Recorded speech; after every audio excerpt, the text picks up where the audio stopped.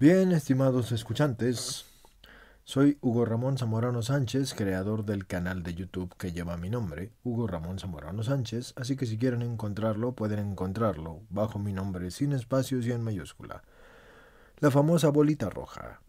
Ahora, voy a continuar con el siguiente capítulo de El libro del Padre Amort en Radio María, Diálogo con los oyentes. Este se llama La historia de los exorcismos en la Iglesia Católica Latina, segundo y tercer periodo. Volvamos al discurso iniciado en el encuentro anterior. Hagamos un breve repaso en el Evangelio. Podemos leer que Jesús realizó exorcismos y autorizó a los discípulos y a todos los cristianos a realizarlos. Así se hizo durante los primeros 4 siglos. En el siglo V la Iglesia formalizó la institución del ejercicio del exorcismo, es decir, desde ese momento el exorcismo verdadero debía ser llevado a cabo solamente por los sacerdotes con la autorización de un obispo. Sin embargo, todos los cristianos podían continuar con la práctica de las oraciones de sanación y de liberación, sin necesidad y sin que necesitaran absolutamente permiso alguno, ya que Jesús se los había concedido. El Señor solo mira la fe de cada uno. Muchos santos y santas han expulsado demonios sin ser exorcistas y lo han hecho solo con su oración y su rica fe. Del siglo V en adelante comienzan los exorcismos, es decir, las oraciones públicas practicadas por la autoridad de la Iglesia y hechas exclusivamente por un sacerdote autorizado por el obispo. Hasta el siglo XII hubo muchos sacerdotes exorcistas y del siglo XII al XV la Iglesia vive un periodo triste y sombrío. El segundo periodo, que anuncia tiempos todavía más oscuros, empieza un derrumbe, pero no desde el punto de vista cultural. Es el periodo de las grandes sumas teológicas, y la más conocida es la del Santo Tomás de Aquino, de los descubrimientos de las hermosas catedrales y de los papas. En ese tiempo hubo grandes pontífices. Es el periodo en el cual se asoman también las grandes herejías, con las contestaciones anticlericales y antieclesiales. Europa se ve afectada por continuas guerras y basta con pensar en la Guerra de los 100 años en la que intervino la prodigiosa y carismática Santa Juana de Arco, quien luego fue condenada a la hoguera porque fue acusada de ser bruja. Las que entonces eran llamadas buenas féminas, o sea, las mujeres algo extrañas, comenzaron a ser llamadas brujas. Y precisamente ellas, que más que ninguna otra persona necesitaban los exorcismos, fueron en cambio perseguidas y luego quemadas en la hoguera. Ahora, todo esto nos horroriza, sobre todo porque se llevó a cabo por la obra de la Iglesia. Pero hemos de esforzarnos en entrar en la mentalidad de aquella época, no para justificar esas atrocidades, sino más bien para tratar de comprenderlas. Tal vez en un primer momento se actuó con la intención de regular y reglamentar la conducta del clero y el pueblo, y debemos tener en cuenta que ciertas disposiciones de algunos pontífices, hoy inaceptables, fueron el fruto de la mentalidad popular y del ambiente en el cual estos mismos actuaban. En 1252, el Papa Inocencio IV, hoy es considerado un hecho lamentable, autorizó la tortura contra los herejes, y en 1326 se promulgó una medida aún más grave. Juan XXII autorizó por primera vez la Inquisición contra las brujas, quienes en caso de que fueran consideradas como tales eran entregadas al brazo secular para ser quemadas en la hoguera. Es el inicio de una locura que estuvo acompañada por calamidades naturales desde 1340 hasta 1450, es decir, durante 110 años. Europa es golpeada por la peste negra, una epidemia que causa estragos en las vidas humanas y lleva consigo toda una serie de consecuencias fatales. Durante este tiempo, junto con las guerras que siempre llevaron consigo desastres, surgieron cismas en la Iglesia, y se propagaron luchas civiles de toda clase, y hubo odios y rivalidades y venganzas. Del conjunto de estos espantosos acontecimientos nace la manía de demonizarlo todo, como si todo dependiera del demonio. Se llega así a emplear los exorcismos no para liberar, sino para destruir. Existen principios eternos que no pueden ser pisoteados, ni siquiera por la mentalidad de un tiempo enloquecido. La casa de las brujas va contra las leyes naturales y contra las leyes de Dios. De hecho, las leyes naturales y toda ley universal es una ley de Dios. Del siglo XVI al siglo XVII se vive una época de locura. Es este el tiempo en el cual los exorcismos ceden el paso a las persecuciones.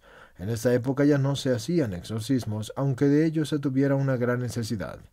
De manera pues que si el demonio no es combatido, los hombres llegan a ser demonizados.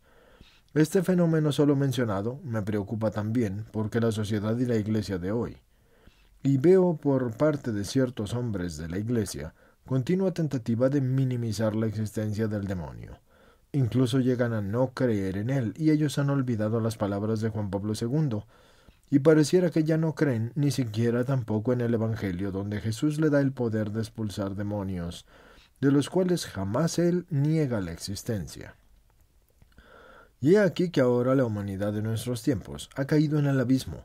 Piensen en Dachau, en el Gulag, en los genocidios y en las limpiezas étnicas. En Yugoslavia, mientras escribía un libro sobre Nuestra Señora, una guerra transcurría, pero en Medjugorje solo cayó una bomba delante de la iglesia y no estalló.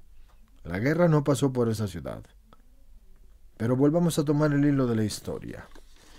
Se sentía la necesidad de la urgencia de reformar los rituales del exorcismo, pero nadie movía un dedo. Entonces, debido a que los hombres de la iglesia no se decidían, la iniciativa fue tomada por el emperador Carlos V, quien el 9 de julio de 1548 promulgó en Augusta un edicto para la reforma de los rituales.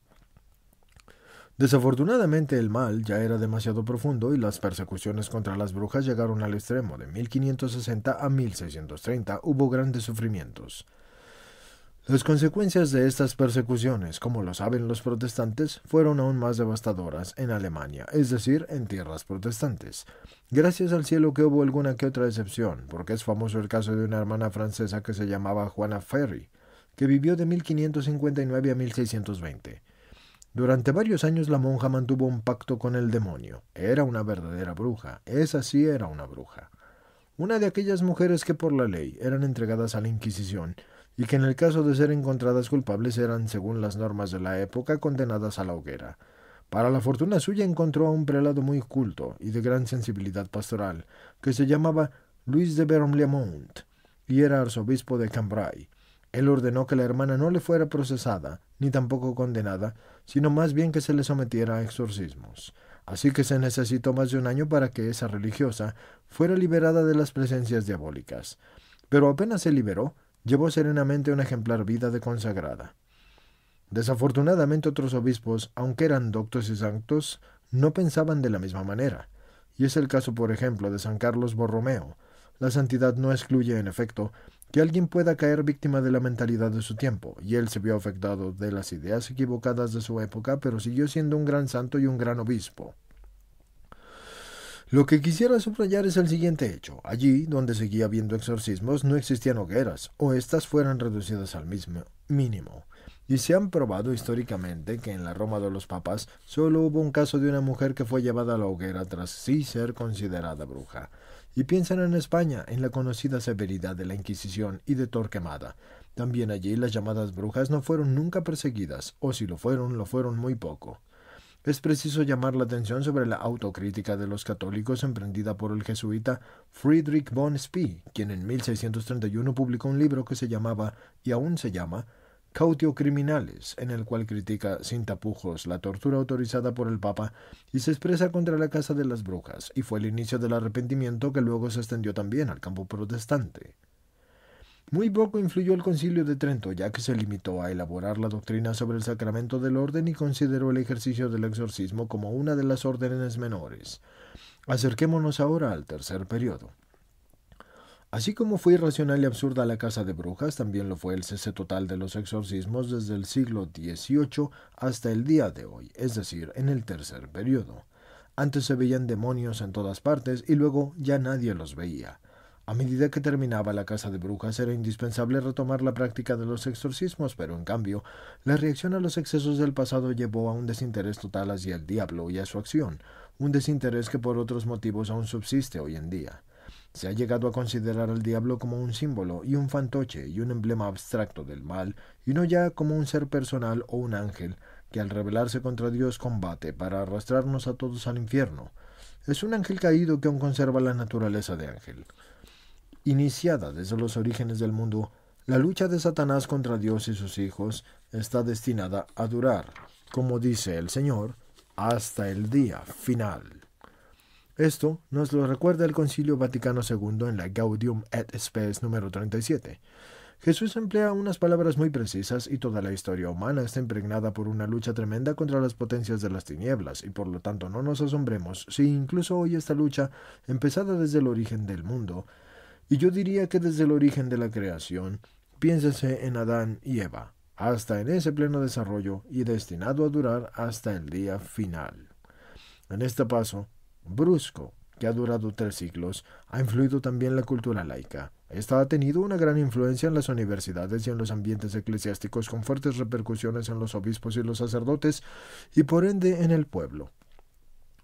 La religiosidad de los fieles se ha visto debilitada y por todo esto, y además, como siempre sucede, cuando la fe decae, dicho pueblo se dirige al ocultismo y a la superstición. Las supersticiones son diabólicas y llevan a las cartas, a las sesiones espiritistas, a las sectas satánicas, etc. Este último punto se desarrollará en los siguientes capítulos. La influencia de los racionalistas incrédulos y la influencia irónica y sarcástica de los ilustrados, y además el poder de los científicos del siglo pasado se han unido para poner en tela de juicio el cristianismo y toda la revelación hasta llegar a nuestro siglo, tiempo en el cual se ha idealizado la ciencia hasta considerarla incompatible con la fe. Como si la ciencia no fuera una criatura y una hija de Dios. Hija de Dios porque actúa gracias a los dones de la inteligencia que Dios hizo para el hombre. Además, otra de las cosas que el hombre debería tener en cuenta es el hecho de que ya que la ciencia fue creada por Dios, como criatura ella no puede definir a su creador. Así que lo único que hace es mostrarle al hombre el hecho de la existencia real de Dios, con todos los agujeros que existen en ella y que no se pueden explicar racionalmente. Esa es la forma en que la ciencia, como ley, le dice al hombre que en realidad existe un Dios, y le dice además que como criatura que es y creación hecha por Dios, para la gloria de Dios y el avance del hombre en la humildad que Dios le pide, ella no puede explicar a su creador, porque de poder hacerlo no habría sido creada por Dios. Y debemos recordar que nada es jamás superior a Dios. Dios no hace la ley, Dios es la ley. El nuestro es el siglo del materialismo histórico y del ateísmo enseñado a las masas y del consumismo de los países occidentales, y yo no sabría decirles si es más grave el ateísmo o el consumismo del mundo occidental, lleno de egoísmo, por culpa del cual existen naciones ricas y naciones que están en la miseria más extrema. Los estados ricos son en su mayoría cristianos, y los Estados Unidos, Canadá, Francia, España, Italia, Alemania, y etc. Es importante y necesaria una ayuda mundial por parte de las naciones ricas en favor de las naciones pobres. Como ya lo hemos dicho varias veces en los seminarios y en las universidades pontificias, ya casi no se habla del demonio y aún menos de los exorcismos. He ahí la razón por la cual hoy es de veras difícil encontrar un exorcista. En los siglos oscuros siempre se encontraban exorcistas, así como siempre permanecieron en vigor las disposiciones eclesiásticas acerca de los nombramientos de exorcistas por parte de los obispos. Como ya dije, los obispos tienen la muy seria responsabilidad de nombrar exorcistas. Lastimosamente, cuando un obispo no le presta atención al tema, y peor aún cuando no cree en los demonios, no nombra exorcistas, olvidando que el derecho canónico le da exclusivamente a él este poder. Muy pocos obispos nombran un exorcista, y los que lo hacen tienden a subvalorar la acción del maligno o prefieren creer que éste no existe, y creo que los obispos tienen la obligación de escuchar verdaderamente los problemas de las personas. Muchos vienen a mí enviados por psiquiatras y por psicólogos. Indudablemente se trata de psiquiatras y psicólogos que sí creen y que conocen el Evangelio y que por lo tanto saben que existen formas del mal que son causadas por el demonio. No podemos decir que hay una presencia del demonio en una persona sin que antes lo hayamos comprobado mediante el exorcismo. Existen manifestaciones sospechosas como la aversión por lo sagrado o las actitudes irreflexivas como rodar por el suelo, escupir las imágenes sagradas, rebelarse ante los sacerdotes, no lograr dedicarse al estudio o al trabajo y volverse furioso. Estos son solo síntomas, pero el hecho de que una persona los presente no significa que está endemoniada o poseída. Estos síntomas se deben estudiar y solo con el exorcismo se puede llegar a la certeza de que hay una presencia diabólica. Cuando empiezo a exorcizar a la persona que cae en un trance y que comienza a hablar, la interrogo, pero no es ella la que responde, sino el demonio, que se sirve de la boca del sujeto que posee. Y es aquí cuando empieza a blasfemar y a maldecir. Si todo esto sucede, entonces tengo la certeza de la presencia del demonio. No necesito que un psiquiatra me lo diga, porque los síntomas de las enfermedades psíquicas son diferentes a los síntomas de las enfermedades maléficas. Nunca me oirán ustedes hablar de esquizofrenia, eso le corresponde al psicólogo, es diagnosticar una patología.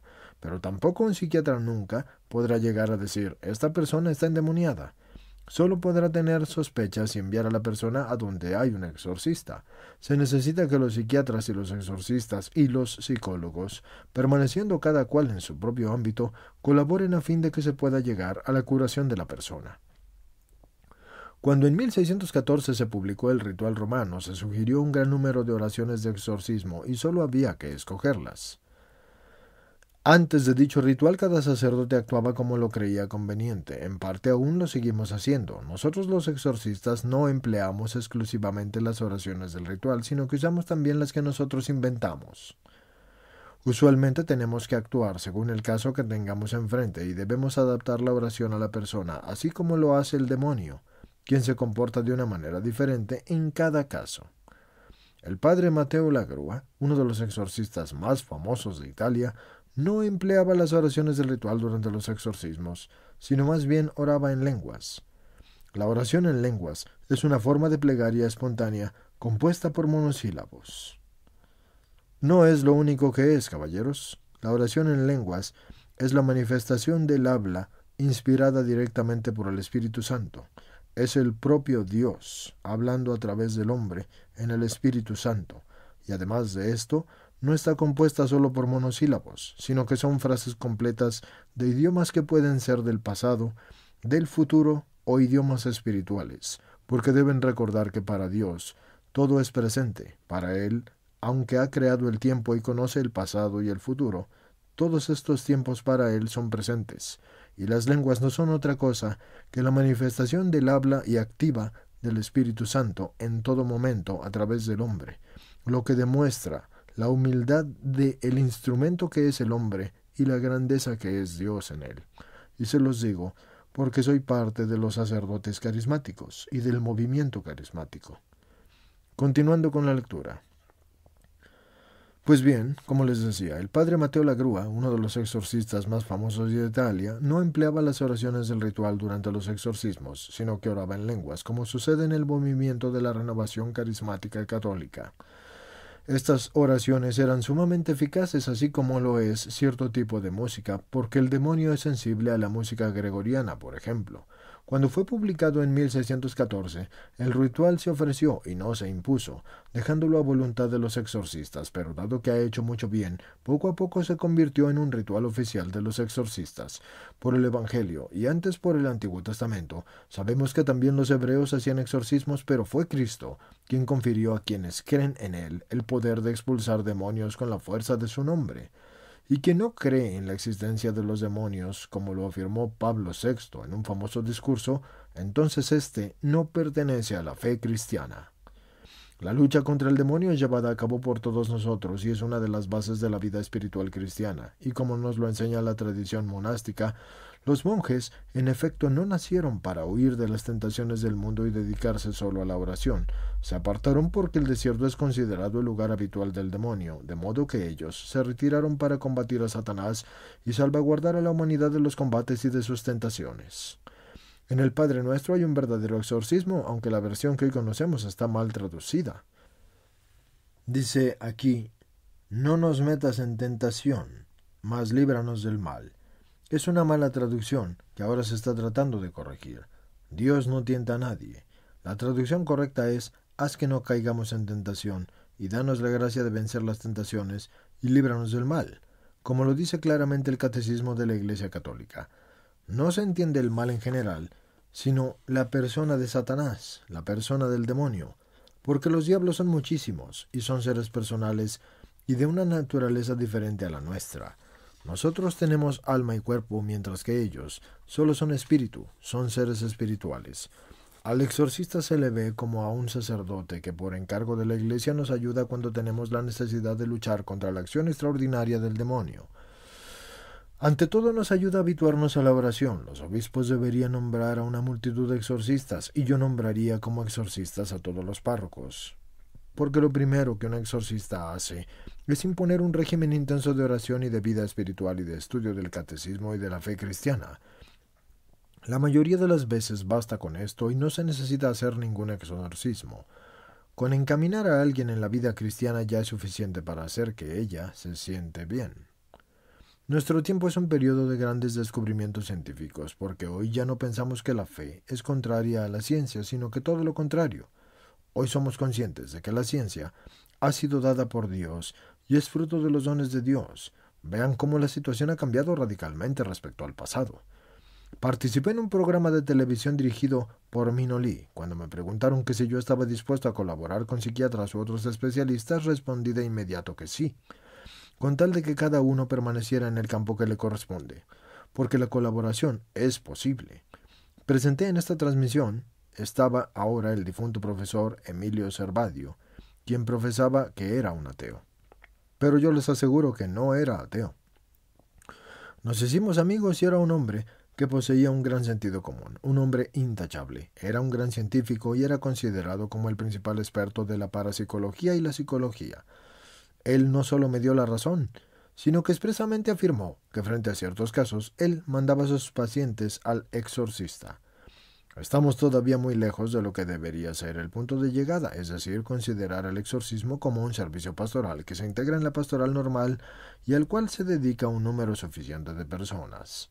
Hoy día el exorcista es visto la mayor parte de las veces, incluso por los mismos sacerdotes, como una persona que está medio loca y un exagerado. Nosotros, los exorcistas, normalmente no somos apreciados por el clero, aunque les digamos a nuestros hermanos que desarrollamos ante todo un ministerio que busca aliviar a la persona y acercarla a Dios y a la Iglesia. Algunos piensan que los exorcistas lo demonizamos todo, cuando es exactamente lo contrario, ya que el exorcista tranquiliza y quita los falsos temores y colabora eficazmente en la paz de las conciencias de los individuos. ¿Cuántas personas he visto que vienen a mí temerosas y espantadas por el miedo de que les producía lo que padecían, y luego han salido tranquilas y contentas y felices porque yo les demostré claramente que el diablo no tenía nada que ver en absoluto con su situación? Solo necesitaban hacer oración. Lo único que necesitaban es lo que eternamente todos necesitamos, a Dios. Aún en los periodos más oscuros en los que se hacían muchos exorcismos, jamás se llegó a demonizar a las personas. La labor del exorcista es ayudar a las personas, y esto lo hace apoyándolas y brindándoles serenidad y cristianizándolas. Se las aleja de las prácticas del ocultismo porque estas personas, al no sentirse comprendidas por los sacerdotes y al no explicar la Iglesia absolutamente las cosas cuando se les preguntan, o cuando la Iglesia sabe que los feligreses y seglares lo deberían saber, para conducirse mejor, tener más cultura y saber defenderse de su enemigo espiritual que es el demonio, entonces cuando ven los seglares y las personas comunes las negativas de la Iglesia y cómo les cierran la puerta en la cara, van a donde están los magos, los cartománticos, y así participan en sesiones espiritistas y entran en sectas satánicas, las cuales hoy desafortunadamente sí que están en auge. Con frecuencia yo escucho decir: mire, padre, fui a donde el obispo y a donde el sacerdote, y la única respuesta que me dieron fue un portazo en la cara. Ni siquiera me escucharon. Cuando yo voy a un mago o a donde hay un cartomántico, él me hace sentar, me deja hablar, y es que por eso acudo a ellos, sabiendo que es precisamente de estas personas de quienes se puede recibir el mal. Alabado sea Jesucristo. Preguntas y respuestas. Primer radio escucha. Desde los 15 años estoy padeciendo vejaciones y también a mí me costó mucho tiempo encontrar a un exorcista, hasta que finalmente, después de muchos altibajos, pude encontrar uno y gracias a su ayuda me he sentido mejor, aunque no me he liberado del todo. Este año, sin embargo, no me he sentido muy bien, porque apareció otro dolor. ¿Será esto debido a los exorcismos recibidos? Respuesta del Padre Amort. No. Esos dolores no tienen como origen los exorcismos porque son más bien causados por las influencias maléficas. Yo le recomiendo que siga recibiendo bendiciones y que recuerde que para vivir en la gracia de Dios son indispensables la fe, la oración y el ayuno. Veamos ahora los 3 elementos que debe tener el exorcista. Pero sobre todo la persona que es exorcizada se necesita que colabore con mucha fe y con mucha oración y también con sacrificios, y puede ser un ayuno físico, pero también podrían ser otras formas de penitencia. Fe, oración, sacrificios son los tres medios indispensables para lograr liberarse del demonio. También está oración, ayuno, caridad y penitencia. Segundo radio escucha. Quisiera hacerle tres preguntas muy breves. La primera, ¿pueden las almas del purgatorio ayudarnos contra la acción ordinaria y extraordinaria del demonio? La segunda pregunta, he visto en un programa de televisión combates llevados a cabo por chamanes de América Latina o de África, quienes parecen lograr liberar a los miembros de la comunidad local de la acción del demonio y de los espíritus malignos. ¿Son liberaciones verdaderas? La tercera pregunta, respecto a la película El Exorcista, usted ha dicho que es buena porque logró difundir la idea de que el demonio es eficaz y fuerte, pero ¿hay en esa película alguna escena que según su parecer sea exagerada o no realista? Respuesta del Padre Amort. Le respondo sus tres preguntas. Primera respuesta. Las almas del purgatorio pueden orar por nosotros e interceder por nosotros para que seamos liberados de la presencia del demonio o de las molestias causadas por él. Hacemos muy bien al orar por las almas del purgatorio porque sufren muchísimo y solo esperan de nosotros la ayuda para que su tiempo de purificación sea más breve y puedan así ir al paraíso. Nosotros podemos orar para ayudarles a llegar a esta purificación y sus oraciones son sumamente eficaces, tanto para las necesidades espirituales como para las que son materiales. No hace mucho yo me encontré con una persona que no lograba encontrar trabajo.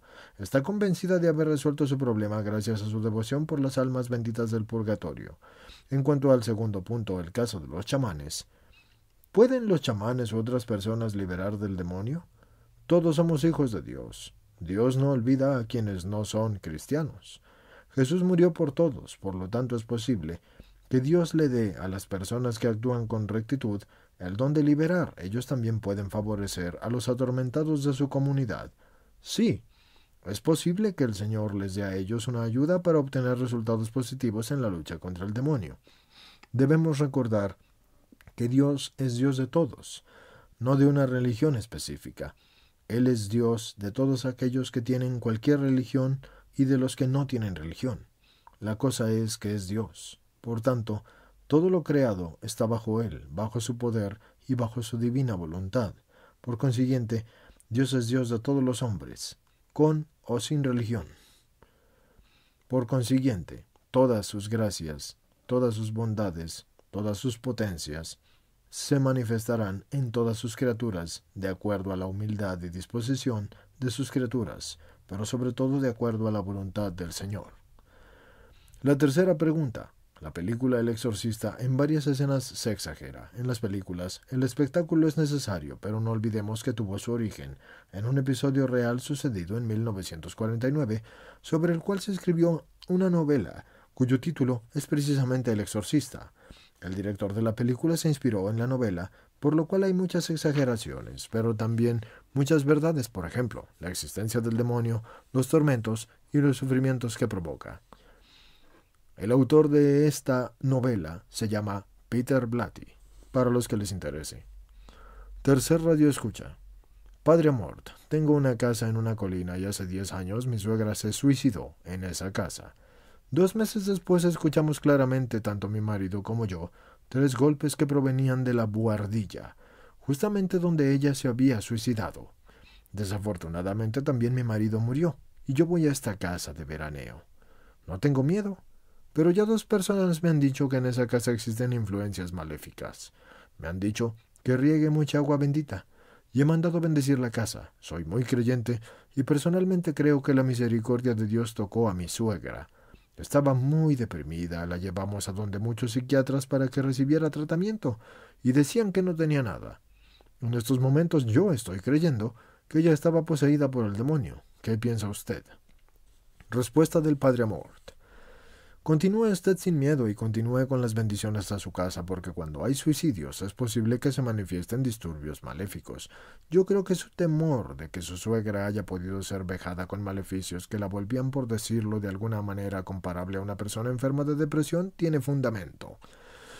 Usted hace bien en no tener miedo. Siga pues yendo a esa casa. Sin embargo, continúe orando por su suegra y haga celebrar misas en el sufragio y siga haciendo bendecir la casa y hágase bendecir usted misma también.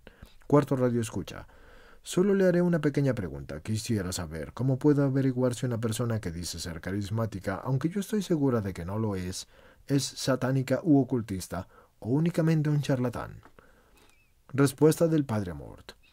En el Evangelio se nos dice cuál es el criterio fundamental para distinguir el bien del mal. Por sus frutos les conocerán. Mateo 7, del 15 al 20. Este sigue siendo todavía el criterio fundamental y por lo tanto, si esta persona realiza acciones benéficas sin pretender nada a cambio, si lleva una vida ejemplar unida al Señor, entonces se puede decir que la planta es buena. La Biblia nos dice, ¿gratis lo recibieron? Denlo gratis. Mateo 10, 8. Así que si no obra por el dinero y solamente lo hace por amor a los hermanos, ayudándoles en su sufrimiento, se trata de una persona buena. En casos contrarios, si la persona, por ejemplo, demuestra estar interesada por el dinero, si está alejada de la oración y de los sacramentos, de la iglesia y alejada de Dios, entonces es mejor no correr riesgos y dejarla de lado, porque serían riesgos peores. Quinto radio escucha. Quisiera saber si la televisión es un instrumento del diablo. Además, según usted, ¿cómo es posible que el diablo juegue con la psique de los hombres y se divierta tomándoles el pelo a los psiquiatras? Respuesta del Padre Amort. Ambas preguntas son interesantes. La primera, la televisión, como todos los inventos humanos. Bueno, pues la televisión puede ser usada tanto para el bien como para el mal. Por ejemplo, alguien puede utilizar explosivos para excavar un túnel, pero también los puede utilizar para destruir una casa o matar personas. La televisión, si se hace un buen uso de ella, puede ser altamente educativa porque hay programas buenos, pero también se puede hacer un mal uso de ella. Ciertamente no fue inventada por el diablo. Es un fruto de la ciencia humana y de las capacidades del hombre. Todos los frutos del progreso humano son dones que Dios permite, y por tanto son dones de Dios, que provienen de la inteligencia que Él nos ha dado. El demonio, sin embargo, hace todo lo posible para que se emplee la televisión de una mala manera, y por lo regular lo consigue. No es bueno, por ejemplo, el hecho de que tantos jóvenes como adultos, en vez de estudiar y hacer cosas constructivas, pierdan horas y horas delante de la televisión. Así no haya espectáculos particularmente negativos, pero ustedes deben saber que el mal no está en la televisión, sino en el hombre. El primer libro que se imprimió fue la Biblia, y de inmediato se utilizó también la imprenta para difundir la palabra de Dios. Y desafortunadamente no podemos decir lo mismo respecto a muchos descubrimientos posteriores. Al hombre, sin embargo, le corresponde hacer un buen uso de todos los descubrimientos, porque él tiene libre arbitrio, y tiene ante sí el bien y el mal, y depende de él escoger. Sexto radio escucha. Conozco a un joven sacerdote que fue ordenado hace pocos meses y él es amigo de mi familia. Últimamente viene a nuestra casa con la Eucaristía, de la cual, según yo creo, hace un uso impropio. La coloca sobre la mesa y dice, Jesús está en medio de ustedes, y no sé si lo suyo es una obra satánica o una locura. Hágame el favor de decirme cómo comportarme frente a este sacerdote. Respuesta del Padre Amort. Es evidente que este hombre no actúa de acuerdo con las leyes de la Iglesia, porque en verdad no obra según las leyes litúrgicas, por lo cual he de decir que él, por el hecho de comportarse de esa manera, merece una desaprobación. No uso la palabra condenar, porque Dios es el juez, y yo no juzgo a nadie. Solo digo que desapruebo estos métodos suyos, y le aconsejaría a usted y a sus familiares que se alejen de este sacerdote, porque no actúa con el decoro que debería tener un ministro ordenado. El sacerdote tiene poderes extraordinarios. Piensa en el poder de celebrar la misa, el de absolver los pecados, pero de ello ha de hacer un buen uso, según las normas establecidas por la Iglesia. Séptima radio escucha. Usted es exorcista y por lo tanto es experto en las manifestaciones del mal, pero supongo que también sabe reconocer las manifestaciones que provienen de Dios. Siempre he sido católica, pero como todos los adolescentes no había comprendido plenamente qué significaba amar a Jesús. Hace más o menos un año, de manera muy espontánea, comencé a sentir dentro de mí una voz, de modo que me dirigí al sacerdote. Le declaro previamente que soy muy tranquila y jamás he estado decaída ni deprimida. Después de asistir a una serie de charlas sobre el Espíritu Santo, escuché la voz de un amigo del colegio que desafortunadamente se ahorcó a los 18 años, en presencia de su madre. Él me habló de la misericordia de Dios y me dijo que estaba en la luz de Dios. Yo no oía la voz como normalmente nosotros la percibimos, sino que la escuchaba dentro de mí. Me dijo que le contara algo a su madre. Para hacerle comprender a su madre que él estaba presente y que vivía en otra dimensión, me pidió que le contara sobre la existencia de una prenda en cierto cajón, una prenda que a él no le gustaba mucho. Desde entonces he vivido ciertas crisis y me suceden mucho este tipo de cosas. Es posible que sean cosas que, aunque sin buscarlas, me pasen bajo la luz de Cristo, o debo por el contrario preocuparme por la probabilidad de que sean de otra clase. Respuesta del Padre Amort. Le aconsejo que no se preocupe porque se necesitarían muchos elementos para ver si hay algo verdadero. En general, cuando una persona llega a suicidarse, pienso que no está completamente en sus cabales, por lo que es difícil que esté en pecado mortal. Pero no me atrevo a darle una respuesta precisa. Le recomiendo que no le dé importancia a estas cosas, busque no dejarse sugestionar. Verdaderas o no, lo sabremos después, cuando lleguemos al paraíso. Mientras tanto, tratemos en la medida de lo posible de vivir según las leyes de Dios. Octava Radio Escucha. Saludos, padre. Usted ha hablado del padre Mateo Lagrúa, lo cual me agrada, pues lo he seguido por mucho tiempo. Simpatizo con la renovación carismática y me agrada su modo de orar. Quisiera saber qué piensa usted del canto en lenguas. Yo creo que este canto y la oración de los carismáticos son maravillosos. Creo que es una manera de orar muy instructiva. ¿Hago bien en orar de esta manera? Respuesta del Padre Amort. Gracias por su pregunta y su testimonio. Usted hace muy bien en orar, porque todos debemos hacerlo, y yo invito a rezar el Santo Rosario, y a ir a todos a los grupos, y no solo a la renovación carismática, a la cual estimo mucho. Al ejercer este ministerio yo he notado la fuerza extraordinaria de la oración de las alabanzas, que emana una fuerza poderosísima. He notado la fuerza de la palabra de Dios y sobre todo de las palabras de Jesús. En el exorcismo oficial tenemos 3 elementos: la oración, la palabra y el conjuro. Y muchas veces el conjuro, o sea, la orden directa al maligno, es decisivo. En los casos más graves no se le puede dejar de lado porque es la autoridad de la Iglesia la que interviene. En la plegaria de liberación, que se usa en los casos menos graves y que es realizada por los laicos, es la alabanza la que adquiere la fuerza decisiva. Recordemos algunos ejemplos bíblicos. Durante la batalla contra Amalek, Moisés ora en el monte y son los 2 brazos levantados en oración los que obtienen la victoria. Éxodo 17 del 8 al 14. Cristo ganó la victoria decisiva sobre el maligno y la plegaria de alabanza reordena el universo destrozado por el pecado. El maligno había tratado de eliminar la alabanza en el cielo, arrastrando a los ángeles rebeldes al infierno. Después trató de interrumpir la alabanza de Adán, el hombre, que debía recoger la voz del universo y alabar al Creador. Ahora, cada vez que el enemigo escucha la plegaria de alabanza, vuelve a experimentar la victoria de Cristo, por el cual ha sido derrotado. La alabanza a Dios es ahora el canto de Cristo victorioso, quien triunfó sobre la muerte, el pecado y los demonios. Sobre quienes hayan estado escuchando, descienda la bendición de Dios. Los bendigo en el nombre del Padre, del Hijo y del Espíritu Santo. Amén. Alabado sea Jesucristo. Bien, señores, voy a hacerles una pequeña aclaración aquí, para los que tengan un detalle en cuanto a las lenguas. Orar en lenguas siempre es bueno, pero exagerar la oración en lenguas o cualquier tipo de oración no es bueno. ¿Por qué? Porque el Espíritu Santo se digna hablar en el instrumento que es el hombre, y hay que saber respetar la dignidad de un Dios, haciendo instrumento a un hombre. Por consiguiente, la reglamentación dice que si vas a orar en lenguas, ores tú solo, pero ora, por ejemplo, media hora, 10 minutos, 1 hora, y específicamente para oración, y no simplemente como mero lico, sino combinándolo con oraciones y peticiones que puedas entender. Y si tienes el don de interpretación y el don de lenguas juntos, entonces utilízalo con sabiduría y pide permiso al Señor por si tienes el don de mensaje. En esos casos debe utilizarse siempre la oración en lenguas con sabiduría y no como si fuera una cosa que puedes usar todo el tiempo, porque es como estar hablando como merolicos, y eso es faltarle al respeto en cierta forma al Espíritu Santo, porque en realidad también el silencio y el respeto son oración. Y esto se los digo porque en la renovación carismática lo he visto. Yo se los doy, es mi experiencia personal.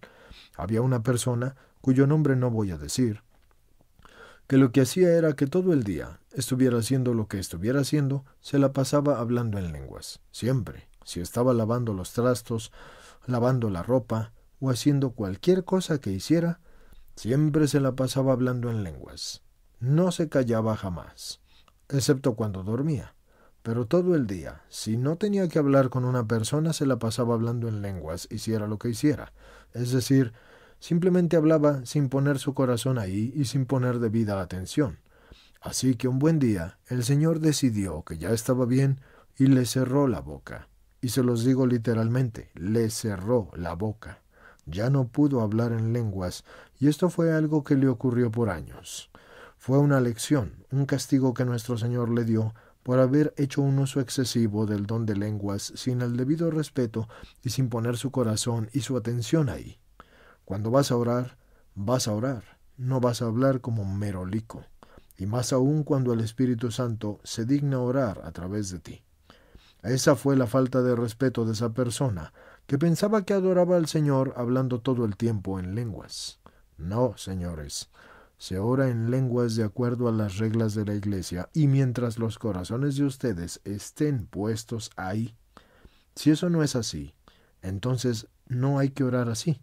No porque sea pecado, sino porque es una falta de respeto y atención a un Dios que siendo todopoderoso se digna hablar en nosotros que solo somos criaturas. A esta persona le cerró la boca por años y nunca pudo volver a hablar en lenguas hasta que no reconoció su error y pidió perdón. Honestamente, hay que reconocer que el Señor es una persona, es la persona. Y si nosotros como personas exigimos respeto, Él que es la persona y el ser, ¿por qué no habría de exigir lo mismo? Eso se los dejo porque es mi experiencia personal, como parte de la renovación carismática. Y aquí termina este capítulo. Es el capítulo número 10 y comenzaremos con el siguiente. Los que estén escuchando en los audios largos, si este no ha terminado, continúen. Recuerden, soy su lector, Hugo Ramón Zamorano Sánchez, y creador del canal de YouTube que lleva mi nombre. Ya les he dicho muchas veces que tengo podcast en Anchor, Spreaker, Google, Apple y otros, porque se han ido dando solitos, no crean que yo los pongo ahí. Los que quieran ayudar pueden inscribirse a una membresía a través del canal de YouTube o a través del canal de YouTube también dar un donativo a través de PayPal. Y los que se quieran suscribir es completamente gratis. Dios los bendiga. Continúo con el siguiente capítulo. Si solo están escuchando por capítulo, busquen el siguiente.